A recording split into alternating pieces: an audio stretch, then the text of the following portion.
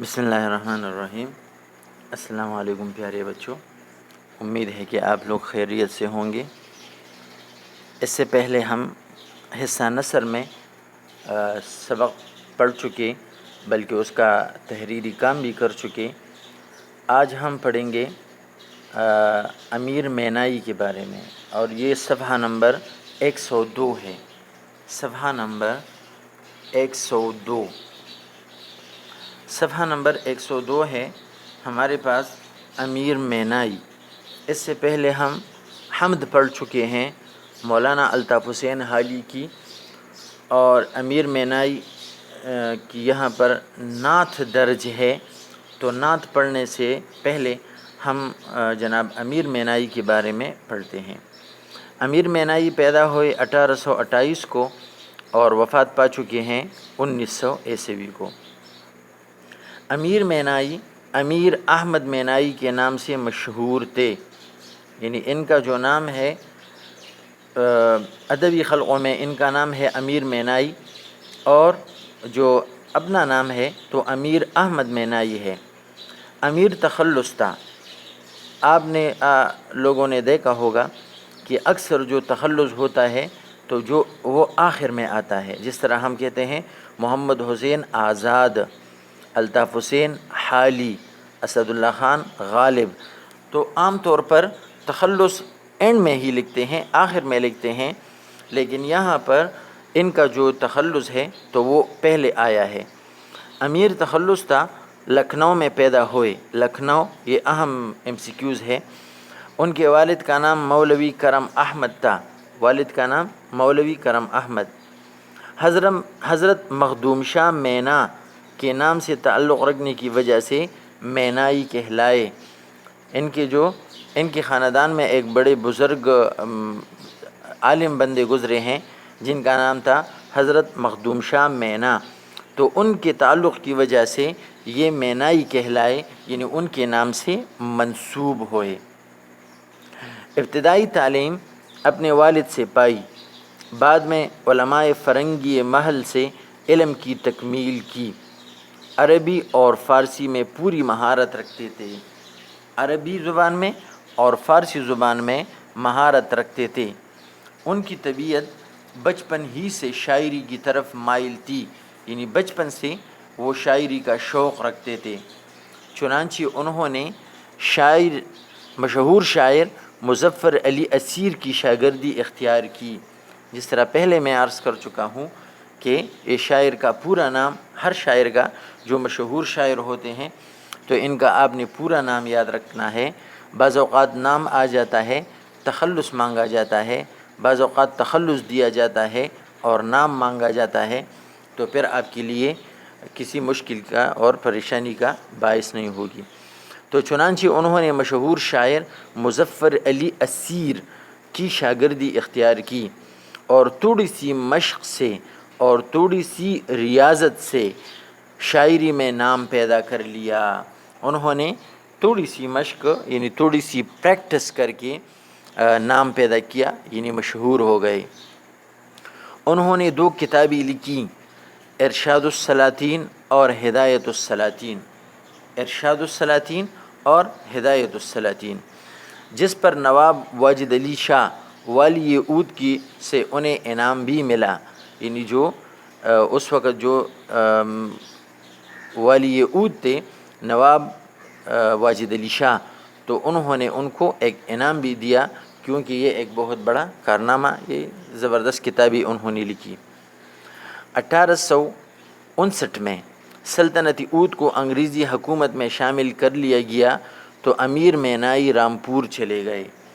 جب یہ عود سلطنت، چونکہ یہ اس وقت خود مختار تھی یہ سلطنت، لیکن جب وہ بھی انگریزوں نے اپنے ساتھ شامل کر لیا تو امیر مینائی رامپور چلے گئے۔ رامپور پر ابھی تک انگریزوں کا قبضہ نہیں ہوا تھا۔ وہاں ان کی خوب آو بگد ہوئی۔ وہاں ان کی یعنی امیر مینائی چونکہ مشہور تو تھے ہی، پہلے سے مشہور ہو چکے تھے، تو وہاں ان کی خوب آو بگد ہوئی، یعنی ان کی مہمان نوازی کی گئی یا انہیں پروٹوکول دیا گیا اور ان کی خوب خاطر مدارت کی گئی۔ نواب کلب علی خان جو اس وقت رامپور کے والی تھے اس کے استاد مقرر ہوئے، یعنی چونکہ قابل بندے تو تھی ہی، مشہور بندے تھے، عربی اور فارسی میں انہیں مہارت حاصل تھی، تو جو کلب علی خان جو والی یہ رامپور تھے تو انہوں نے ان کو اپنا استاد مقرر کر لیا۔ اسی زمانے میں انہوں نے نظیر اللغات اور امیر اللغات لکھنی شروع کی۔ یہ دو مشہور ڈکشنریاں یعنی لغت تھی جو انہوں نے لکھنی شروع کی۔ ابھی 2 ہی جلدی لکھی تھی کہ نواب صاحب فوت ہو گئے۔ ابھی یعنی یہ نظیر اللغات اور امیر اللغات ابھی انہوں نے 2 جلدی لکھی تھی کہ نواب صاحب فوت ہو گئے، اور چونکہ نواب صاحب فوت ہو گئے تو پھر ان کا کوئی سرپرست نہ رہا، اور یہ لغت لکھنا یہ تو بہت بڑا کام ہوتا ہے، اس کے لیے بہت ٹائم دینا پڑتا ہے، ذرائع اور وسائل استعمال کرنے پڑتے ہیں، تو جو نواب صاحب کے بغیر ممکن نہ تھا۔ تو اس لیے داغ دہلوی، مرزا داغ دہلوی، یہ بھی ایک بہت مشہور استاد شاعر گزرے ہیں۔ نواب داغ دہلوی کی دعوت پر وہ حیدرآباد دکن چلے گئے، یعنی انہوں نے ان کو دعوت دی کہ آپ حیدرآباد چلے آئیں، تو امیر مینائی داغ دہلوی کی دعوت پر حیدرآباد چلے گئے۔ امیر مینائی کے 2 دیوان ہیں، صنم خانہ عشق اور مرأۃ الغیب۔ امیر مینائی کے 2 دیوان ہیں، صنم خانہ عشق اور مرأۃ الغیب۔ اب یہاں تک آپ دیکھیں تو یہ تقریباً 6 نام آپ نے اچھی طرح ذہن نشین کرنے ہیں۔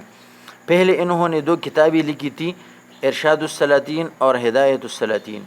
پھر 2 لغت لکھنی شروع کی جو مکمل نہ ہوئی، لیکن پھر بھی نام تو ہے نا، تو نظیر اللغات اور امیر اللغات۔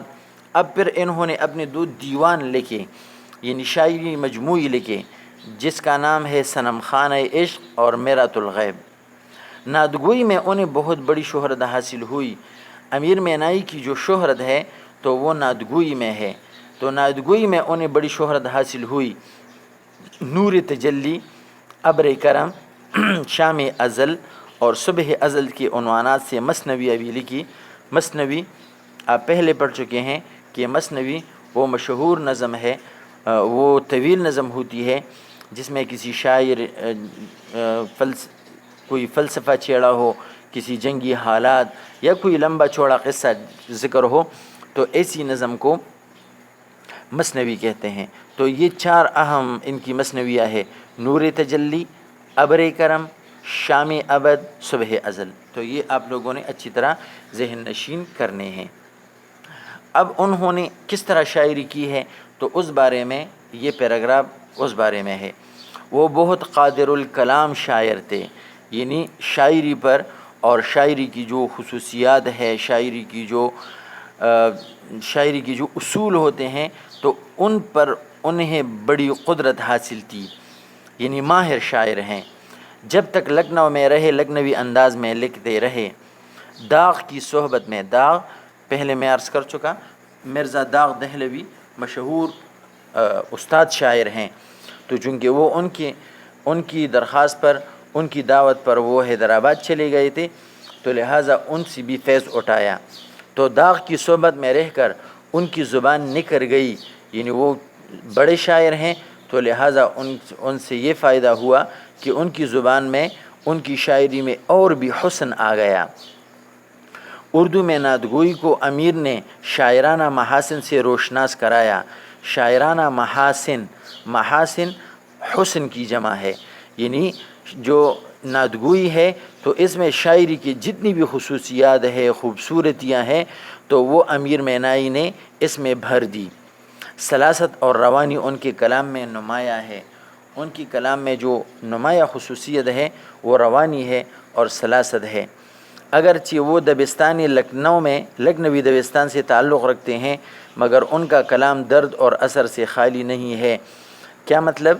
یعنی دبستانی لکھنؤ کے ساتھ تعلق ہے، لیکن پھر بھی دہلوی جو دبستان ہے جو اثر اور سوز اور درد رکھتا ہے تو وہ انداز وہ اس میں پایا جاتا ہے۔ رعایت لفظی کا استعمال ان کے کلام میں خوب رنگ دکھاتا ہے۔ رعایت لفظی یعنی ایک لفظ کو رعایت سے دوسرے معنی میں استعمال کرنا رعایت لفظی۔ ان کی طبیعت تصوف کی طرف مائل تھی، تصوف یعنی عشق حقیقی کی طرف مائل تھی۔ تصوف کے مضامین بھی ان کے کلام میں مل جاتے ہیں، تصوف یعنی عشق حقیقی کے جو مضامین ہے تو وہ بھی ان کے کلام میں مل جاتے ہیں۔ نزاکت تخیل، نزاکت یعنی لطیف خیالات اور خارجی مضامین کے باوجود ان کا کلام سوچ سے خالی نہیں ہے۔ یہ خارجی مضامین یہ لکنوی انداز کی خصوصیت ہے، لیکن اس کے باوجود ان کے کلام میں درد پایا جاتا ہے، یعنی درد سے خالی نہیں ہے۔ امیر مینائی نے 1900 میں حیدرآباد دکن میں وفات پائی، حیدرآباد دکن میں وہ 1900 میں وفات پائے، اور ان کی وفات پر داد دہلوی نے ایک شعر لکھا ہے، بڑا پیارا شعر کہ ہے دعا بھی داغ کی تاریخ میں۔ داغ کہتے ہیں کہ میری یہ دعا ہے کہ قصر عالی پائے جنت میں امیر، یعنی امیر مینائی کو اللہ تعالی جنت میں قصر عالی یعنی اونچا مقام عطا فرمائے، یا اونچے محلات اور اعلیٰ درجات عطا فرمائے۔